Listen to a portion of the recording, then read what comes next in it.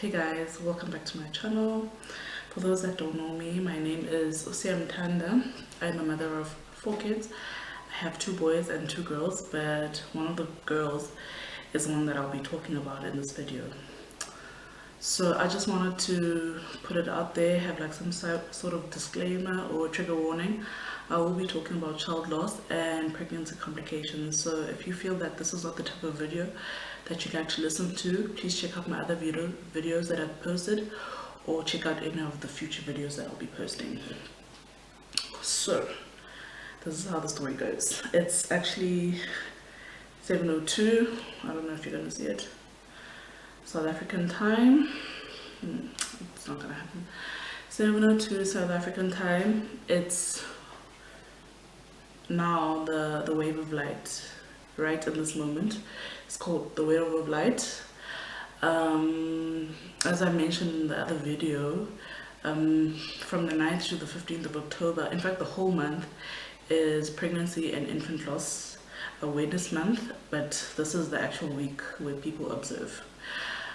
So today is the last day. Today at 7 p.m. around the world, depending on where you are, people will be lighting candles like I've done in honor or to remember their babies that they have lost.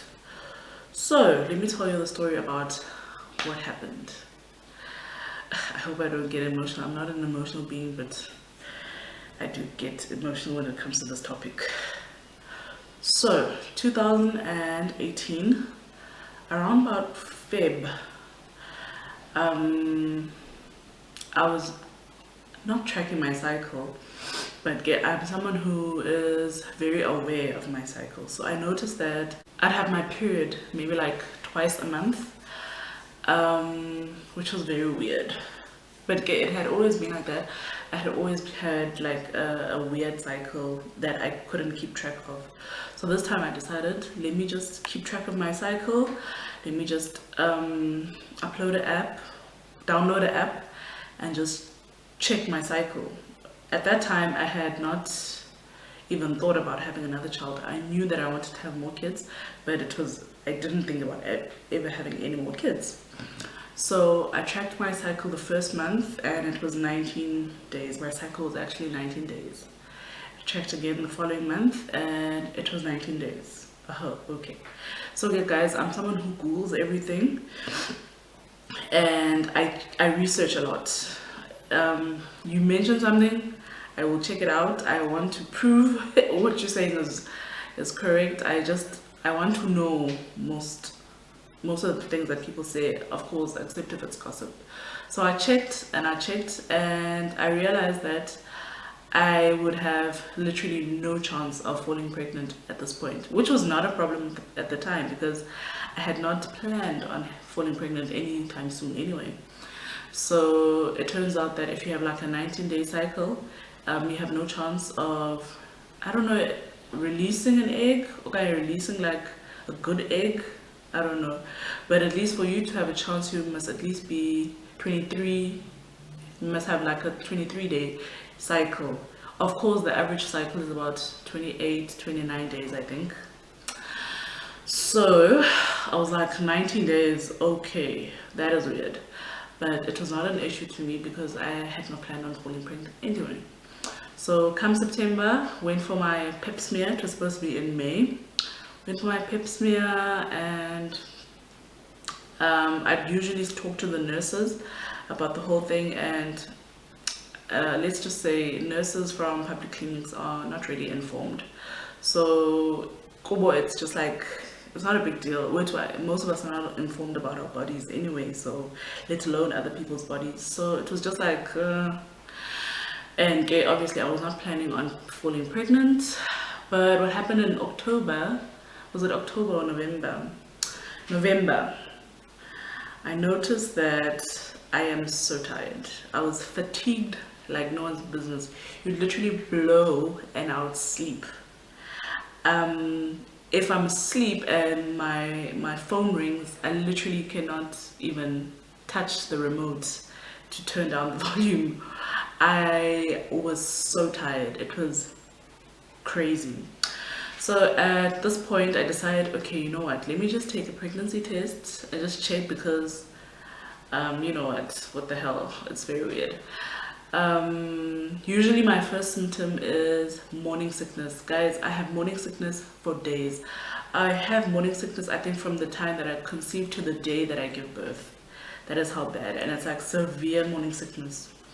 So it was weird, but it was not my normal symptoms, because I already have 2 boys, so it was not normal. So I was like, okay. Took a pregnancy test at night, and it was blazing. It was red as anything else. Highball. Okay. I think it was like 2 days later, I booked an appointment at, is it Mary Stops, but not the type of appointment that you guys are thinking. They were actually the only appointment that I could get, soonest to do a scan. Although the scan is, you don't get a printout, you just get like a scan. You get to see the baby, but you can't get a printout to, you know, check the weeks and all that.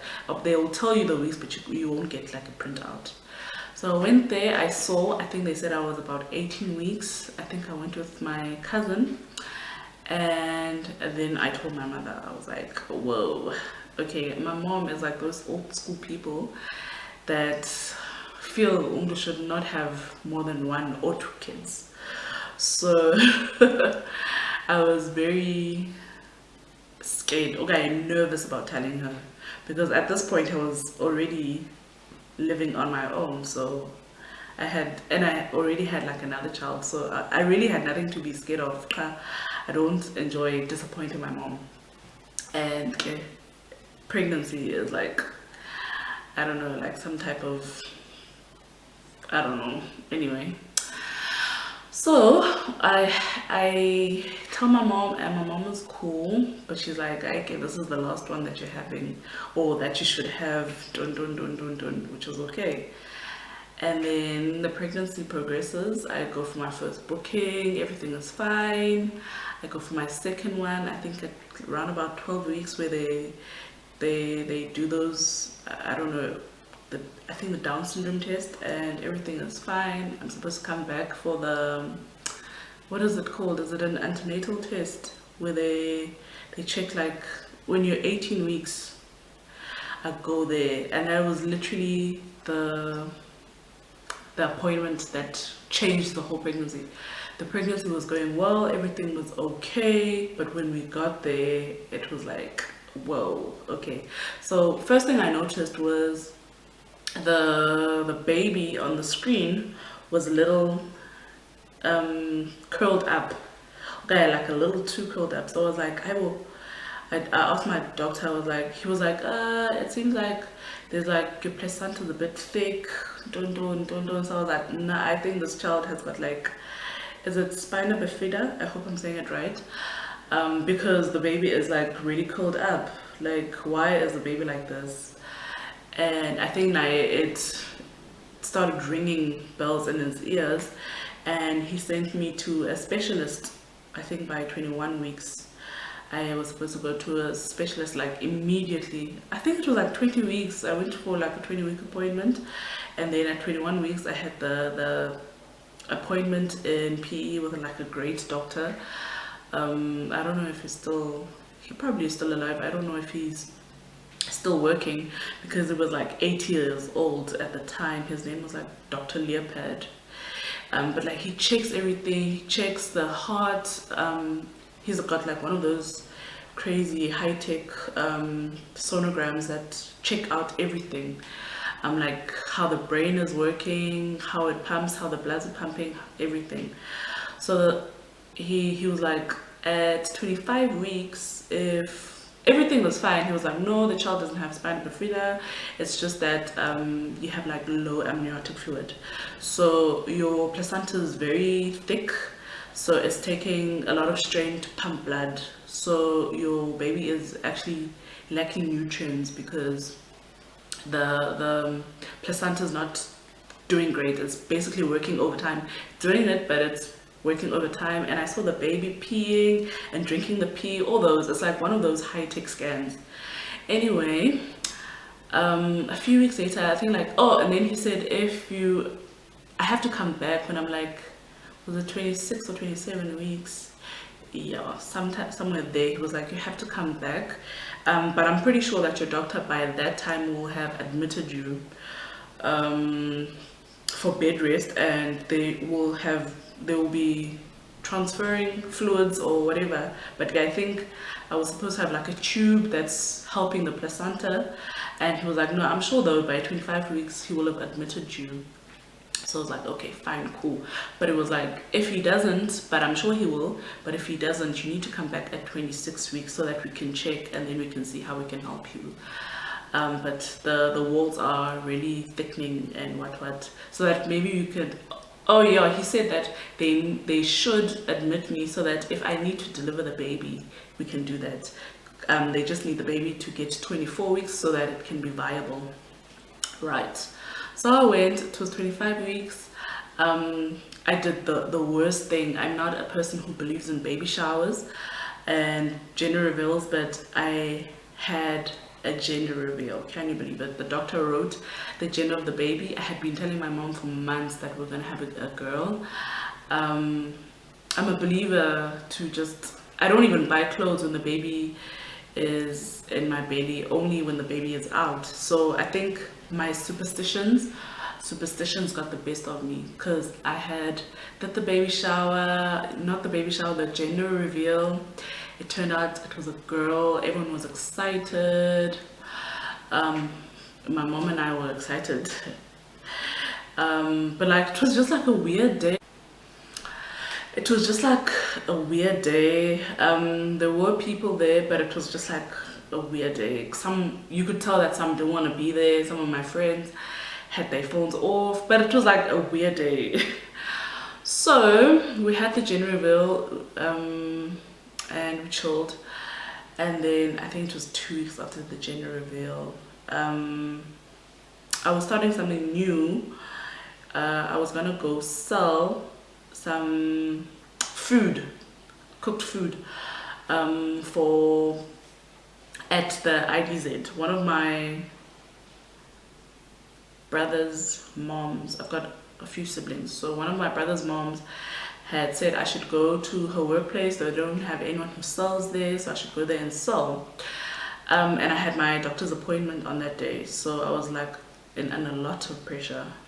So I went, dropped the food off, and my doctor's appointment was, I think, around about 10. Went there, and when we got there, they said, no, the first people haven't been helped yet. The doctor's in theater, so we need to come back around about 2. At 2, guys, there was like an unscheduled load shedding. There was no load shedding, but for some reason there was load shedding on that day. They hadn't been load shedding for months. So this was like in March. This was on the 18th of March. Yeah, 18th of March 2019. So for some reason we were load shedding, which was very weird. And we just, had the day. I felt the baby move. I thought I felt the baby move, but okay, maybe, it wasn't obvious. The baby wasn't moving. So I went, but to cut the story short, my appointment ended up being at 6:30 late at night, because there was load shedding from like, I think 2 to 4, or like 2 to 5, but the appointment ended up being at 6:30. So when we got there, I went with my kids, because now we're like 20 something weeks. The baby's now viable. I had never been with them before. So they wanted to see the baby on the screen, and everything was good, so we thought. And my mom had mentioned of that day, but hey, your tummy is a little smaller today. But I thought my tummy goes up and down. It depends if I've eaten or not. And then she was like, hey, your tummy is a little smaller today. And I was with my mom on the day, and my cousin, Oshad. So we went in, and I went in with my cousin and the boys, and the doctor checked. He's not a doctor that you have to ask for him to hear the heartbeat. So he did his thing, put the gel on, did it, and I didn't notice that there was no heartbeat at first, because it's not like he instantly makes you listen to the heartbeat. You have to say, can I hear the heartbeat? He'll check and he'll check, and this time was no different. But this time I didn't ask to hear the heartbeat, but I just asked, but why is the baby so slouched? And like, it was, I could see the baby but I couldn't see the baby, if you get, like, I could see that there's a baby but I couldn't. It was not like the face wasn't distinct, but it turns out that the baby was, I think, looking away or something. So the doctor, sorry,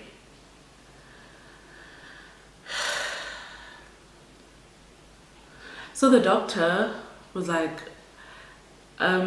we should go wait in the other room.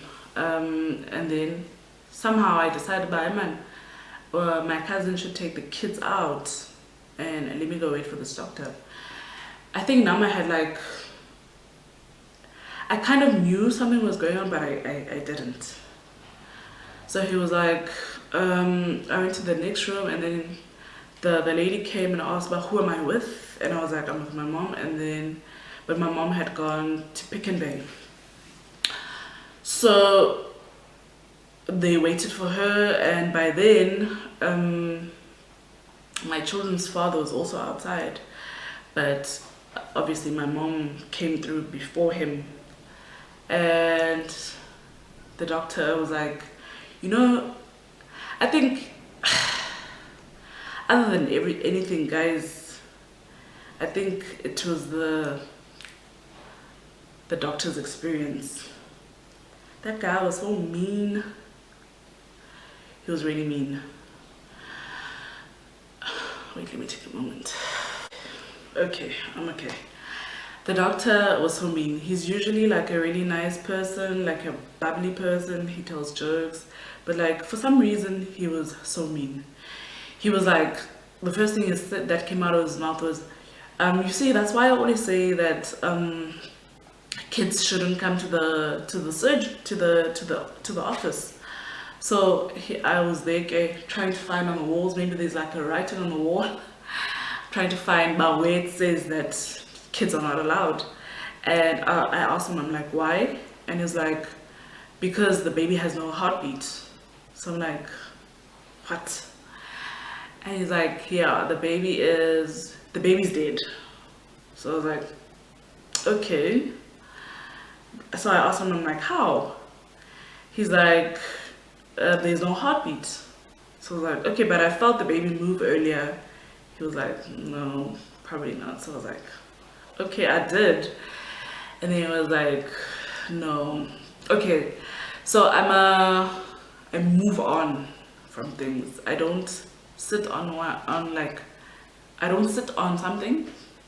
So I was like, I'm always looking for like a way forward. So I was like, okay, so what do we do now? Where do I go? And he was like, you could, oh, my mom was like, oh, I was like, what do we do now? And then my mom was like, where do we go? And then he was like, well, there's only one private school, there's only one private maternity clinic in East London, unless you want to go to Cecilia, Makiwane, or Frey. So we're like a little taken aback with my mom at the response, because he's supposed to say you'll go to Beacon Bay and you'll take this and take this. So I was like, yeah, we know. I was like, because I'm a very, I don't want to say aggressive person, but if you want violence, we will get it. It doesn't matter what situation we're in. So I'm like, yeah, I know that, we know that. What do we do? What do we do when we get there? And he was like, just take this file, the nurses will know what to do. So I was like, oh, okay. But he was like, if you want to go home, maybe like go think about what's going on, maybe you should just do that and sleep on it and go to the hospital tomorrow. So I was like, oh, okay. And I think it hadn't hit me then. We went out, and then by then I was starting to cry, and my mom was starting to cry. Then we got out, and there were the kids, and my mom was telling the kids, and the kids were crying. It was a mess. Anyway, we got to our house, and we're outside, and we're like, hey man, what are we doing here?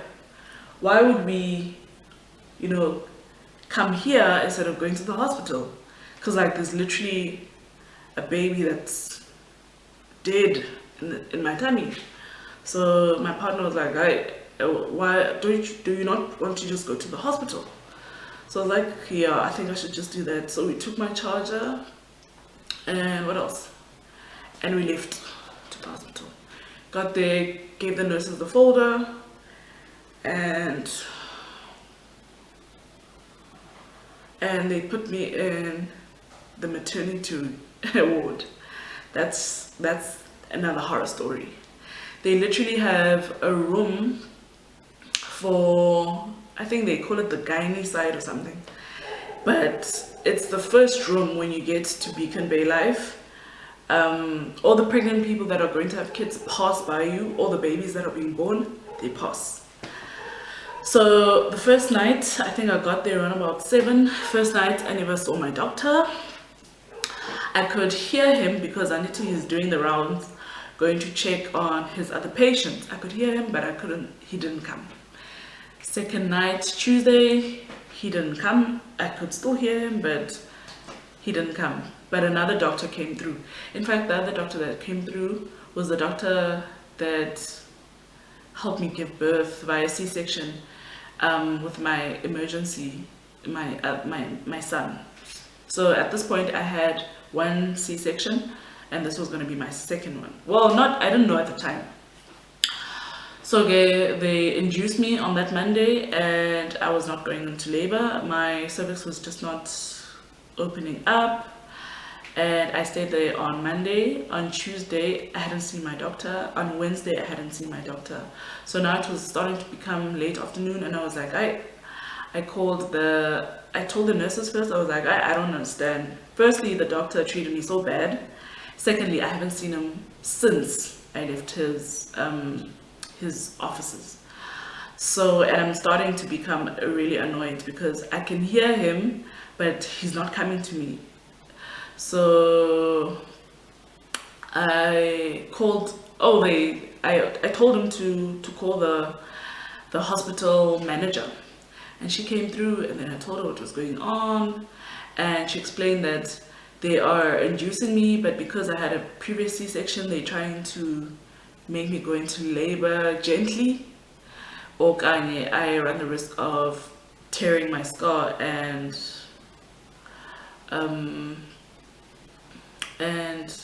ripping my uterus. So they had to do it gently. But as far as my doctor coming in, she doesn't know why he hasn't come in. So I was like, I think it was like something past 4. Supper was being served. The nurses came through. Well, it was like 5 o'clock because supper had come like at 4, but I couldn't eat because I was so upset. And the nurse came through, rushing through the door, and she said that my doctor was coming and I shouldn't eat because I'm going into theater. I think now he was just like a little annoyed because at this point I was like, I'm going to tell the medical staff I've been treated, the medical board, I was treated badly. So he came, he didn't come, but the nurses came and they prepped me for theater. So I went there and I was put under, and the whole procedure was done. Obviously I don't know what happened then, but okay. I was told that I wasn't waking up, and I had like, I think about 15 or 10 to 15 minutes with the baby. I held the baby, I hugged her, I just had a moment. Sorry. Okay, I had a moment. I took a picture of her. I've never shared the picture. I think there's only one friend of mine who has a picture of her, but I can't post a picture of her because she was so tiny.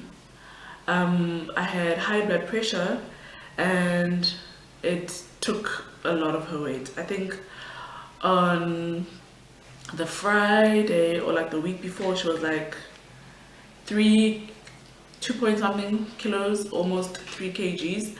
By that Sunday she was about 1.7. yeah, I think she was about 1.7, so she was super tiny.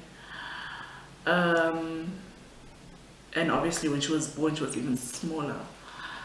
So I had a moment, took pictures, just a picture. I think didn't take a lot of pictures. I took just one picture because everyone was like, I don't know, people, my mom and the nurses, they didn't really want me to have like a moment. But I felt like it was the only way that I could get closure. So I did. Okay.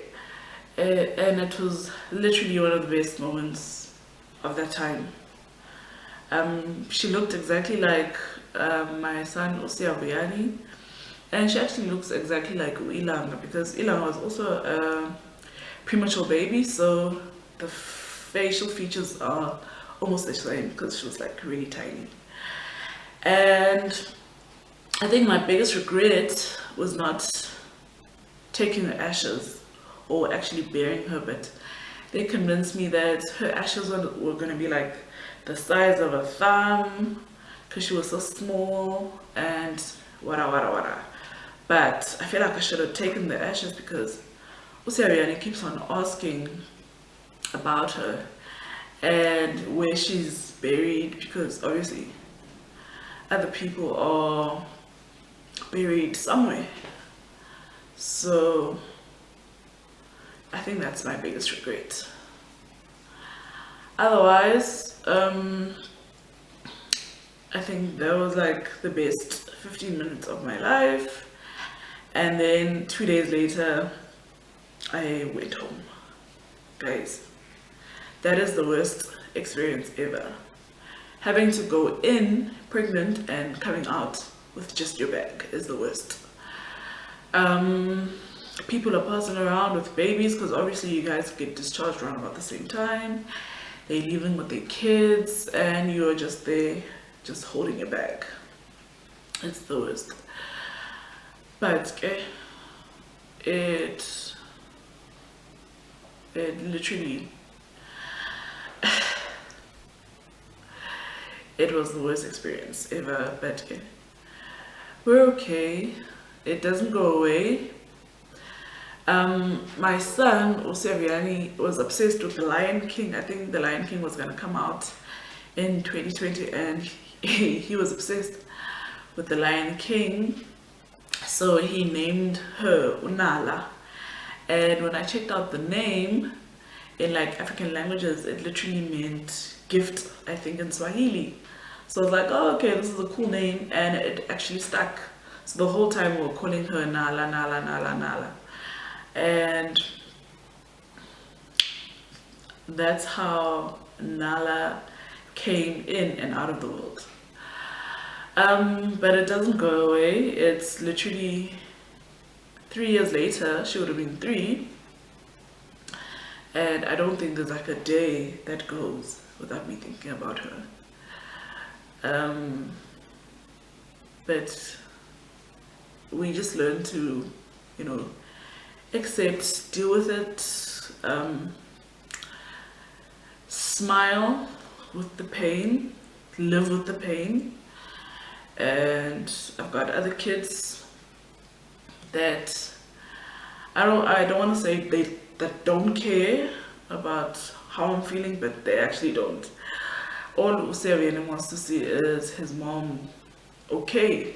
He doesn't care that today I'm not having a good day, or Ilanga doesn't care. So yeah, that's basically what happened. And I'm not gonna talk about the drama that came with it, the losing the friends, the just everything that the dark cloud that came with it. But I think about her all the time, and I trust she's in a better place. And I always hoped, literally, after the months when she passed, I literally had kept my DPs black, and one of my, I don't want to say my motto because it's not mine, but one of the quotes that I lived by was, the sun is still gonna shine. And I think that's where Ilanga's name came from. Apart from the fact that she's a rainbow baby, but like I had hope immediately that the sun is gonna shine. But it's okay, it's okay.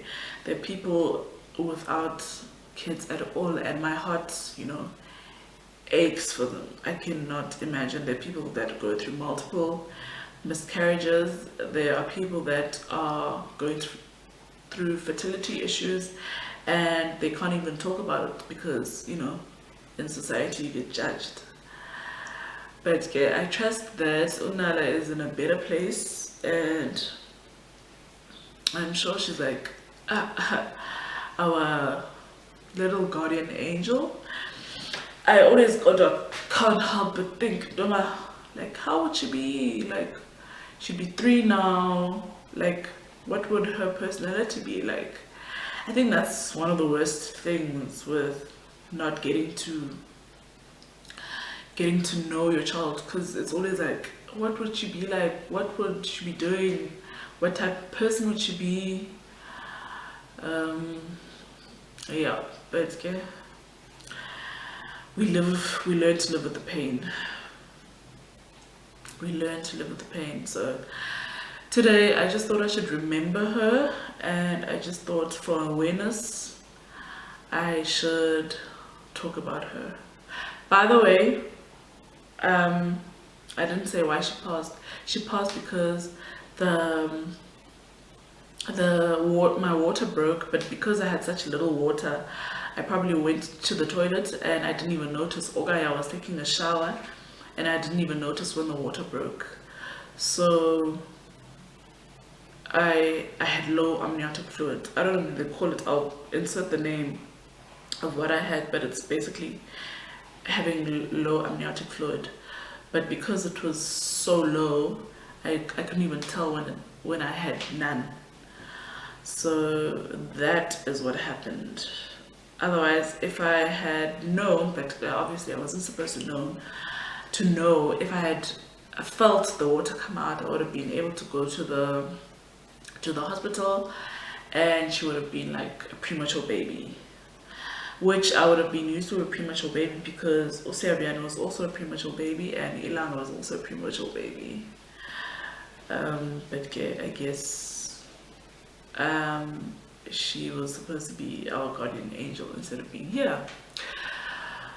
But that is how the story of Nala happened. Yeah, I had high blood pressure also, so I was starting to get pre-eclampsia again. I am pre-eclamptic in every pregnancy since Usiaviani, which was in 2014. I had pre-eclampsia with him. I was starting to get pre-eclampsia with Nala, and I had pre-eclampsia with Uilang. So if it were up to me, I'd have hundreds of kids, hundreds. But because of my medical condition, which is the pre-eclampsia, I get high blood pressure. Pre-eclampsia is high blood pressure, just for people who don't know. So I get high blood pressure, but not throughout my pregnancy like other people. Other people fall pregnant and then they get high blood pressure. So I don't get high blood pressure up until like after 20 weeks. That's when it starts developing. So this time it started around about 25 weeks, I think. And with Uilang, it started around about 28 weeks. So yeah, that's it. That's how Nala passed. That is the story of Nala, just for people who don't know and who've never heard about it.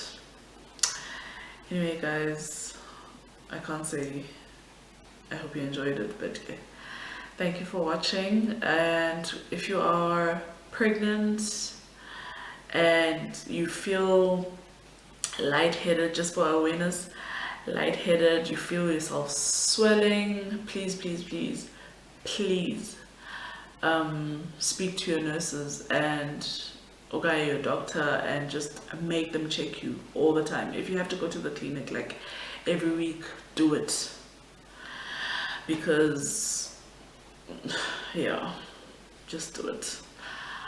Otherwise, thank you so much for watching if you got this far, and I am so sorry if I dug up old wounds, because I know people are dealing with a lot of child loss, miscarriages in silence, and they never get to talk about them. Anyway guys, enjoy your night, or enjoy the rest of your night. I'll see you guys in my next video. Thank you.